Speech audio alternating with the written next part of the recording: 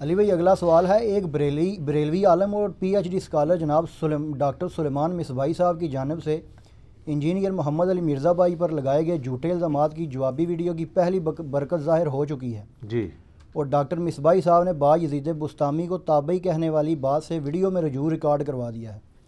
علی بھائی سے ریکویسٹ ہے کہ پلیز اس حوالے سے ڈاکٹر سلیمان مصباحی صاحب کو اپریشیٹ کریں تاکہ انہیں باقی ایشوز میں بھی توبہ کی ہمت مل سکے۔ شکریہ۔ ہمیں کوئی آر نہیں ہے جی، میں ان کو اپریشیٹ کرتا ہوں کہ انہوں نے اپنی غلطی کا اعتراف کیا۔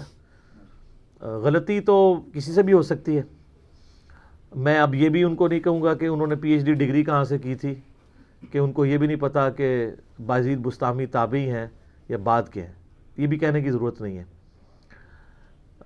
لیکن وہ پنجابی میں ایک محاورہ ہے کہ لک پھر بھی وش کا آ رہی ہے، اصل مسئلہ تو اپنی جگہ موجود ہے۔ وہ یہ ہے کہ انہوں نے، وہ میں نے ویڈیو دیکھی ہے، مجھے لوگوں نے بھیجی ہے، لوگ یہ ایکسپیکٹ کر رہے تھے کہ میں یعنی اوور لک کر دوں گا اس سے اور کہوں گا کہ نہیں جی ہم نہیں مانتے، اپریشیٹ کرتے ہیں۔ لیکن اس ویڈیو میں انہوں نے کہا کہ مجھ سے غلطی سے تابعی نکل گیا تھا، وہ تو بعد میں آئے تھے، وہ امام جعفر کے مرید تھے، تو یہ اس سے بڑی غلطی ہے۔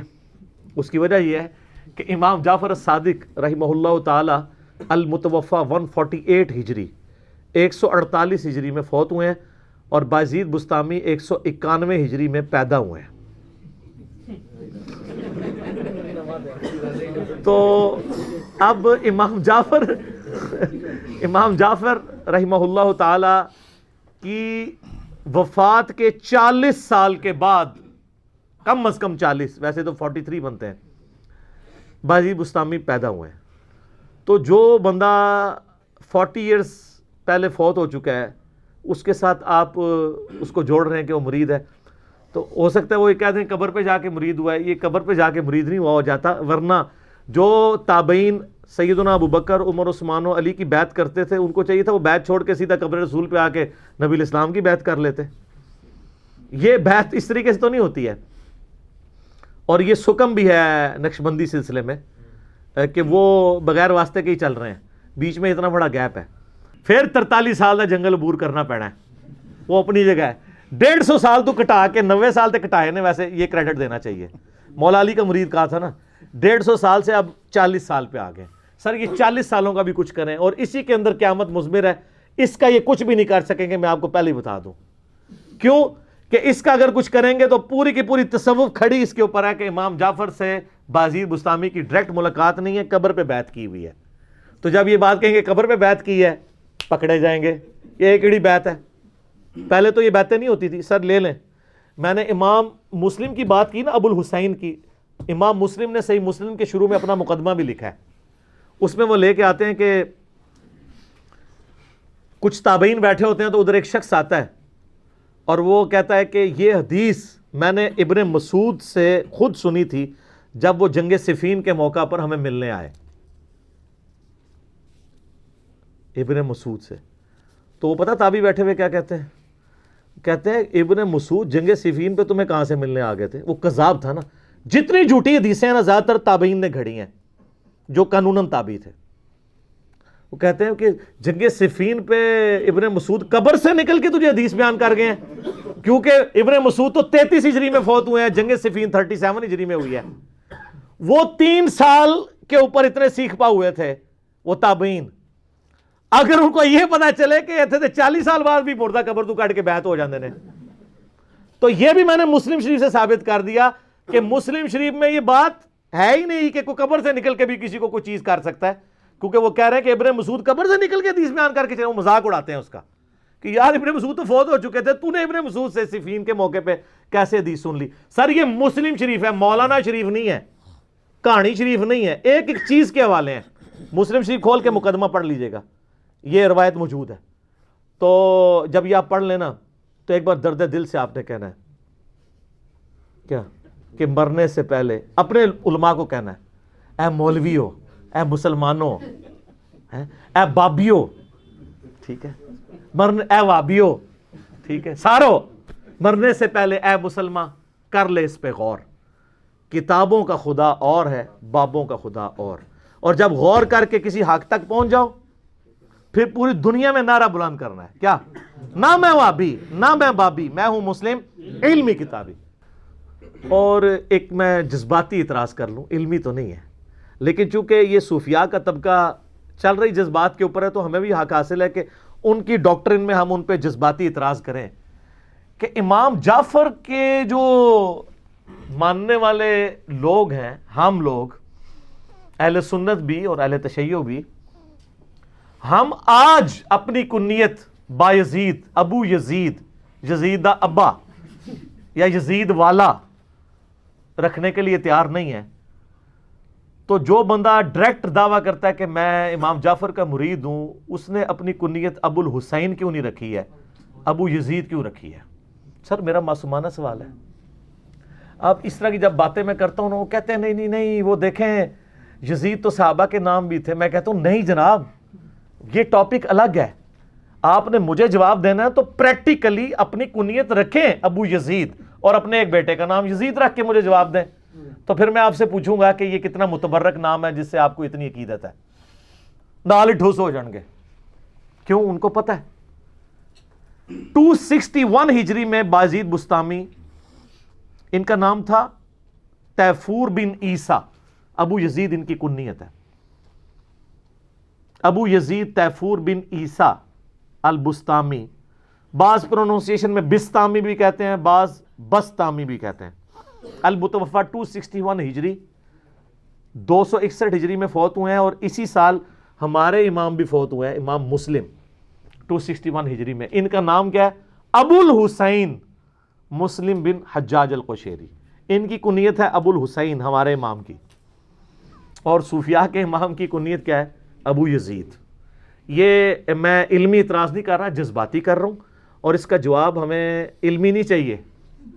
علمی تو ہم پہلے ہی مانتے ہیں، ہمیں جذباتی بات کا جذباتی جواب چاہیے، اور پریکٹیکل جواب چاہیے کہ آپ ہیں تو اپنے ساتھ یزیدی لکھا کریں اور کہا کریں ہم یہ یزیدی با یزید والے یزیدی ہیں، تو ہم اپنے ساتھ حسینی تو کہتے ہیں اپنے آپ کو. تو آندہ سے یہ مسئلہ حل کرنا ہے میرے بھائی، ورنہ گل وچ کوئی اور ہے. پھر تو ہم یہی کہیں گے گل وچ کوئی اور ہے. یہ مسئلہ حل کرنا ہے، ابو الحسین والا اور ابو یزید والا. تو یہ جو رجوع ہے نا یہ بھی ادھورا ہے، انشاءاللہ اس کے بعد پورا رجوع بھی آ جائے گا، امید ہے. باقی یہ بات یاد رکھیے گا، ہمیں معاذ اللہ کسی بزرگ کے ساتھ کوئی لینا دینا نہیں ہے. ہمیں موقع چاہیے ہوتا ہے کہ آپ کے دماغ میں کسی طریقے سے ڈرل کیا جائے تاکہ آپ تھنک آؤٹ آف باکس کریں. جو میں کہتا ہوں نا، مرنے سے پہلے اے مسلمان کر لے اس پہ غور، کتابوں کا خدا اور ہے، بابوں کا خدا اور. یہ غور کریں کہ آپ کو جو باب دین بتا کے جا رہے ہیں وہ اور ہیں، اور جو کتاب و سنت میں دین ہے وہ اور ہے. یہ ڈفرنس آپ کو پتہ چلنا چاہیے. تو سر اس کلپ میں تو میں نے 3 حوالے دیے تھے، اس کا ہمیں رجوع چاہیے تھا. میں نے کشف المحجوب کا حوالہ دیا تھا کہ کشف المحجوب میں بازید بستامی کے چیپٹر کے اندر صاحب اور سکر کی بحث کے اندر علی بن عثمان حجویری، ہم نہیں کہتے انہوں نے کہا ہوگا، لیکن اس کتاب میں لکھا ہوا ہے کہ حضرت داؤد علیہ السلام کی نگاہ اپنے صحابی اوریہ کی بیوی پہ پڑی، اور وہ پوری ایک سٹوری ہے نا، پھر نعوذ باللہ گستاخانہ. اس سے انہوں نے جنید بغدادی کا صاحب ثابت کیا، سواد والا، کہ جان بوجھ کر غلطی، اور بازید بستامی کا سکر ثابت کیا کہ وہ ایک خاص نشے کی حالت میں تھے. وہ نشہ وہ کہتے ہیں رحمانی نشہ. تو اس میں وہ کہتے ہیں اس کی مثال نعوذ باللہ ثم نعوذ باللہ. ہمارے نبی علیہ السلام کی نظر بھی تو پڑ گئی تھی سیدہ زینب کے اوپر، جو زید ابن حارثہ کی بیوی تھی. تو یہاں بات ختم نہیں ہوئی. وہ کہتے ہیں کہ پھر وہ اللہ تعالیٰ نے ان کے دل میں نفرت ڈالی. وہ پورا ایک فیبریکیٹڈ واقعہ ہے. خود پیر کرم شاہ صاحب نے تفسیر ضیاء القرآن میں، بریلویوں کے امام ہیں، انہوں نے مانا ہے کہ یہ غیر مسلموں کی سازش ہے ہماری کتابوں میں. تو یہ غیر مسلم کون ہے جن کی سازش ہے آپ کی کتابوں میں؟ تو کشف المحجوب میں لکھا ہوا ہے. اور اسی پیر صاحب نے کشف المحجوب کا مقدمہ بھی لکھا ہے کہ بڑی اچھی کتاب ہے. اور یہاں پہ کئی لوگ وہ لہراتے پھرتے ہیں جی جدہ کوئی پیر نہیں کشف المحجوب پڑھ لے، وہ دے چاہ لکھا ہوا ہے.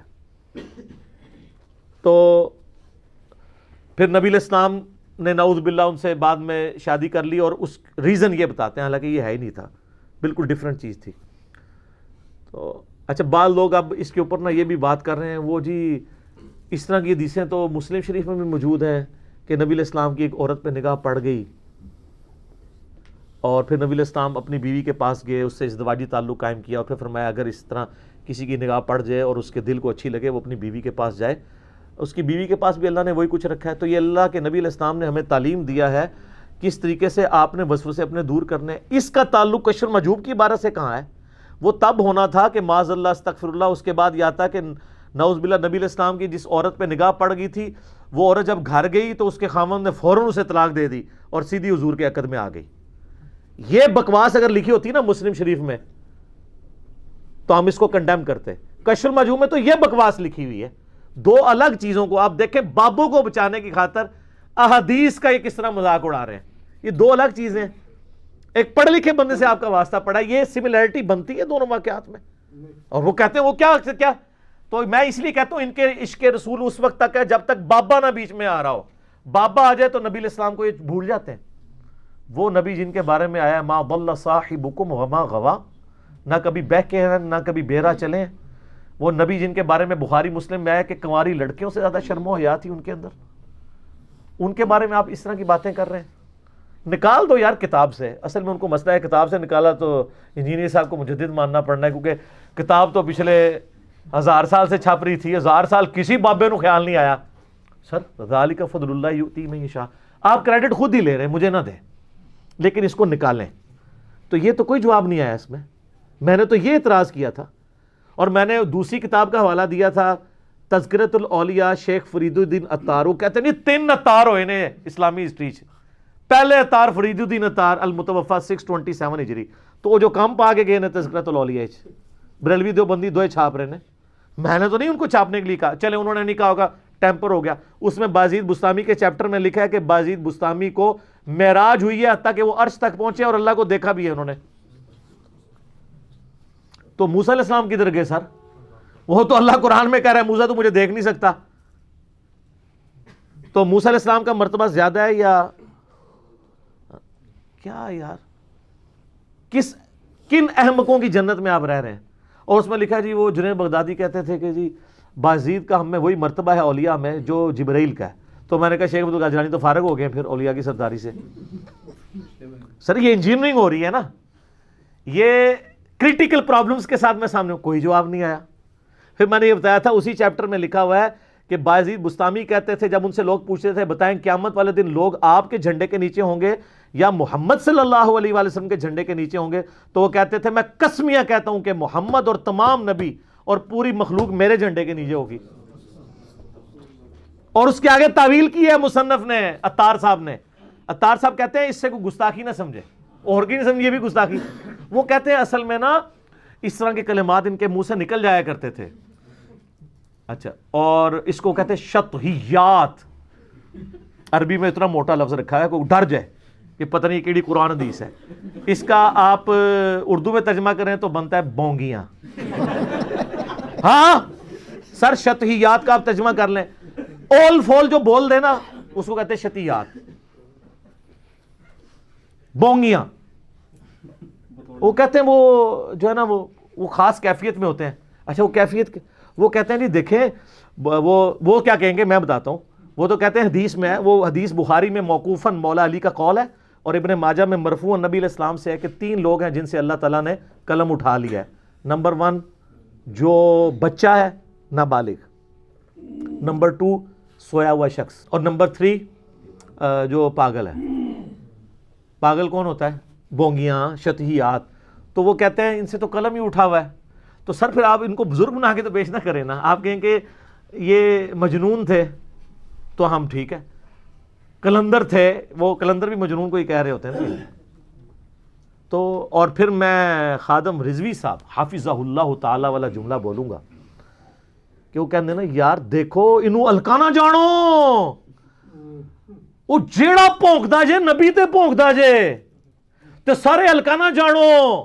اے کتابیں جو کچھ پونکیا جے نبی علیہ السلام تے پونکیا جے.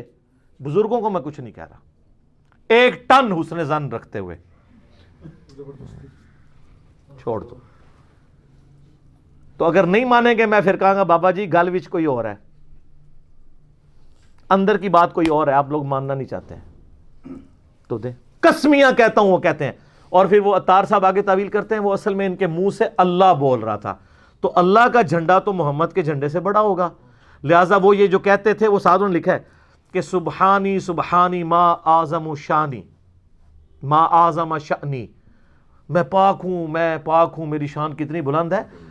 یہ تو اللہ ان کے منہ سے بول رہا تھا، اس لیے انہیں آپ کو پاک کہتے تھے نا. تو اللہ تو کہہ سکتا ہے. اور یہ سیم تعویل کشف المحجوب میں بھی ہوئی ہے، بازید والے چیپٹر میں.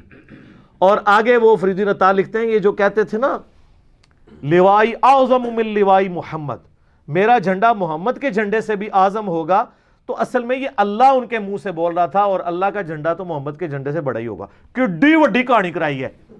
میرا ایک معصومانہ سوال ہے، کیا قیامت والے دن دو جھنڈے ہوں گے؟ جھنڈا تو ایک ہے. مسلم شریف میں حدیث ہے سب سے پہلے میں نکالا جاؤں گا قبر سے، سب سے پہلے میرے لیے شفاعت کا دروازہ کھولا جائے گا، سب سے پہلے جنت کا دروازہ میرے نام کے اوپر کھلے گا، شفاعت کا جھنڈا میرے ہاتھ میں ہوگا. بخاری مسلم میں حدیث ہے کہ تمام اولین اور آخرین ان کا میں سردار ہوں گا.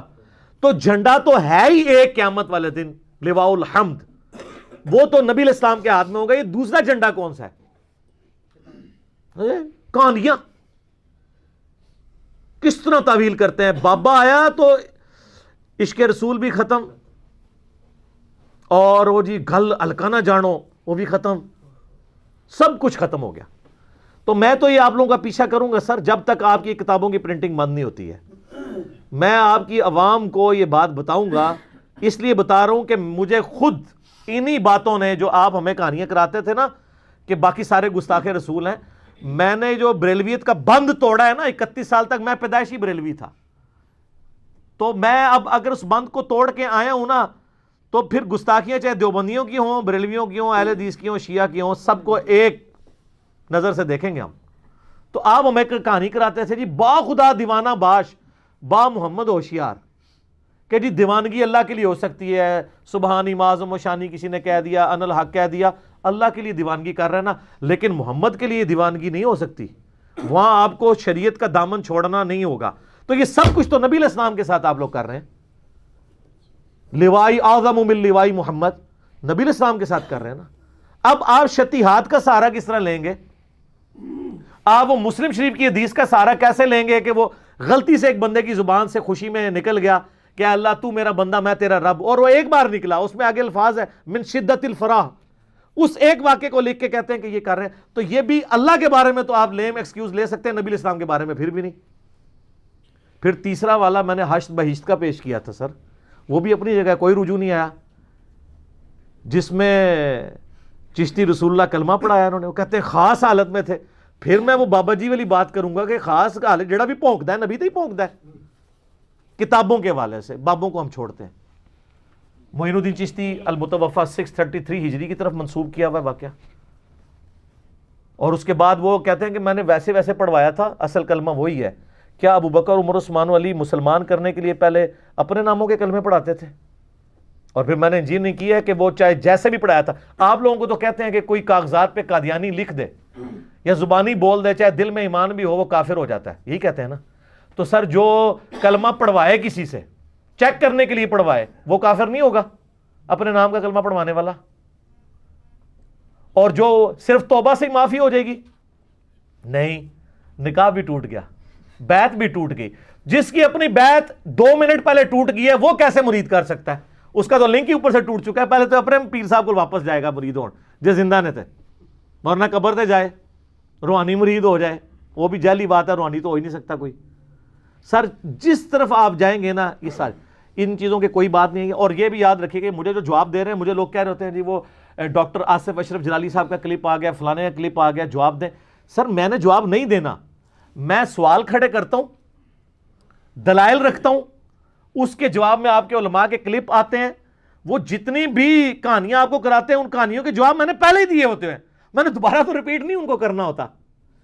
ہمارا مقدمہ عوام کی عدالت میں، عوام دیکھے کہ اس نے یہ دلائل رکھے، اور عدالت میں ہوتا یہی ہے. آج تک کبھی کسی جج نے کسی وکیل کو کہا کہ میں نے سوال گندم مانگا تھا، جواب تو نے چنا دیا ہے؟ نہیں.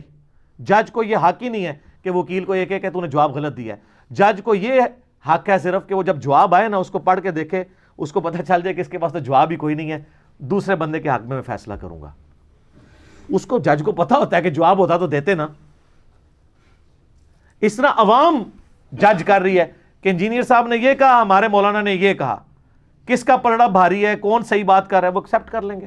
اس طرح تو قیامت تک جواب در جواب چلتا رہے گا. نہیں, جواب جو کچھ دینا ہے وہ آپ دیں, اس کے بعد پبلک فیصلہ کرے گی. اور ان کو پتا ہے ان کی پبلک نے کیا فیصلہ کیا ہے. ایک 5 منٹ کے کلپ میں 50 کٹنگز ہوتی ہیں ان کی, وہ 50 گالیاں مجھے نکالی ہوتی ہیں. بعد میں ان کو خیال آتا ہے کہ پتہ چل جاتا ہے وہ کیوں ہوتی ہیں کٹنگز. ان کو پتہ ہے کہ ان کی عوام ان کے ساتھ کیا کر رہی ہے. اور میں یہ اس لیے نہیں کر رہا تھا, واللہ مجھے نہ بریلوی, دیوبندی, اہل حدیث, شیعہ کے کسی بزرگ کے ساتھ کوئی دشمنی نہیں ہے, نہ میری بج کسی نے کھولی ہے. میں یہ کہتا ہوں کہ انہوں نے جو امت کے ساتھ کام ڈالا ہے, میں امت کو بتاؤں کہ جن باتوں کے اوپر آپ بڑے فخر کے ساتھ چیزیں بیان کرتے تھے, آپ کے بابے وہ سارے غلط کام کر کے گئے ہیں. چلیں انہوں نے نہیں کیا, ان کی کتابوں میں موجود ہے, تاکہ آپ کا دماغ کھلے کہ میں جو بار بار چیخ کے کہہ رہا ہوں نا کہ مرنے سے پہلے اے مسلمان کر لے اس پہ غور, کتابوں کا خدا اور ہے, بابوں کا خدا اور جب یہ غور کر لینا پھر تجھے پتہ چل جائے گا کہ اس نعرے کا مطلب کیا ہے. کون سا نعرہ؟ نہ میں وابی, نہ میں بابی, میں ہوں مسلم علمی کتابی. اس کا مطلب کیا ہے یہ تجھے اس وقت پتہ چلے گا. تو اس طرح کے جوابات آندہ بھی جس نے دینے ضرور دیں, اس کے بعد میرے جواب کی آپ امید نہ رکھیں. پبلک نے خود فیصلہ کرنا ہے کہ کون سی بات ٹھیک ہے اور کون سی بات غلط ہے. تو آخر میں پھر وہی بات کروں گا کہ جن کو ابو یزید سے محبت ہے وہ ابو یزید کے عقیدوں کا دفاع کرے, اور جسے ابو الحسین سے محبت ہے امام مسلم سے, تو وہ مسلم شریف کی وہ حدیثیں پڑھ لے کہ سب سے پہلے قیامت والے دن میں قبر سے نکالا جاؤں گا, میرے ہاتھ پہ شفاعت کا دروازہ کھلے گا. سر فرق دیکھ لیں, پھر آپ فرق نظر آئے کتابوں اور بابوں کا. یہ مسلم شریف ہے, اسی میں غدیر خم کی حدیث ہے قرآن اور اہل بیت. تو امام مسلم یہ لے کے آئے ہیں, اور آپ کو ابو یزید مبارک, ہمیں ابو الحسین مسلم بن حجاج القشیری مبارک, دونوں کا سن وفات ایک ہے.